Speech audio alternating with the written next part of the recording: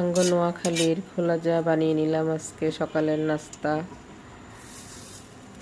তো এই পিঠাটা 100% মানুষই পছন্দ করে। এটা গরুর মাংস, হাঁসের মাংস, যে কোনো মাংসের ঝোল দিয়ে, মাংস দিয়ে, নারিকেল, খেজুরের গুড় সব কিছুতেই ভালো লাগে। এটা ডিম আর চাউলের গুঁড়া দিয়ে ডোটা করে নিলাম। এখন এইভাবে পাতলা, একদম পাতলা করলে বেশি ভালো হয়। একদম পাতলা করে মুসমুসে করে এটা বানিয়ে নিলে খেতে খুবই সুস্বাদু হয়। তো আমি ক্যাস্টর অয়েল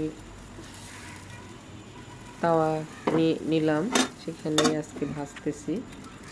মোটামুটি ভালোই হয় দেখতেছি। মাটির খোলাও ভাজলেও ভালো হয়। তো দেখেন আমি কতগুলো পিঠা বানিয়ে নিলাম।